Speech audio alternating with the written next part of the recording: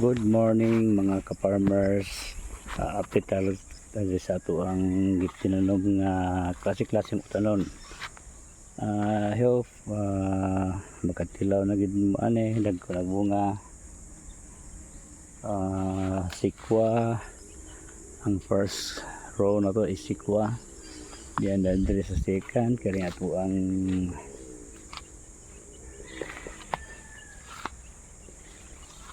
pipino. Dako na kay pipino mao. Kuha na niyo. Ha? Kuha na siya.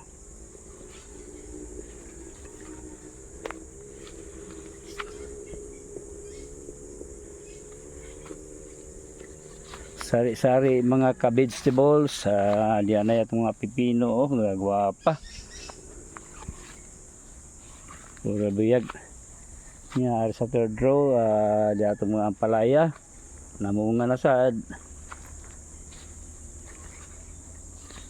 Okay, may dako-dako ng ampalaya. Pwede na sa gulag itlog ba ma? Ito po.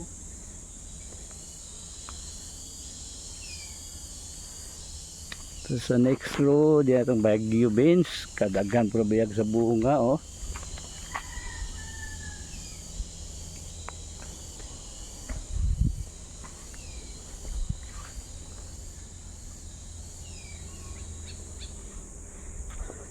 Ready na bang kuhanin mo ma?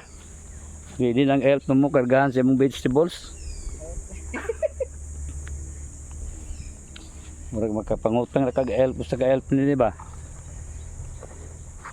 Kay pura biyag lang kay bunga. O sa ni karo mga ka-farmers, abot na dito sa ubos. Atong ganawon ya dito pati mga dwarf magiapas sa dwarf Baguio beans. Okay, kinubsan. Diyan pagiti kalabasa. Kapay na sa 5 kalabasa na to. Next week ani mamunga na sa ni siya ba. Okay.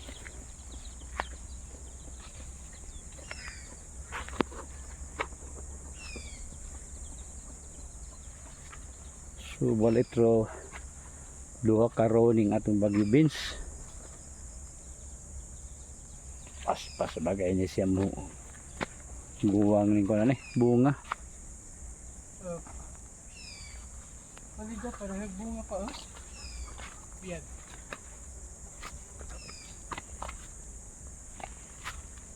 Sakto na lagi rin sa kapalida pa.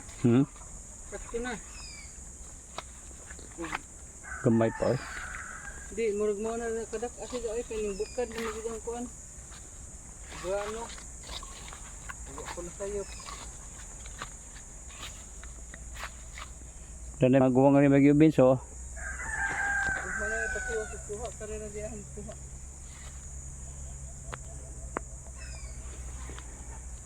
Okay mga ka-vegetables, mula itong update.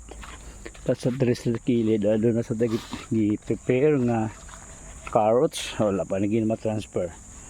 Mga carrots na siya. Siminda sa carrots. Diyan natin sili, nagbuwag kag sugod oh. Sili. Napoy bagong tinanom to eh. Mga talong daw niya siya.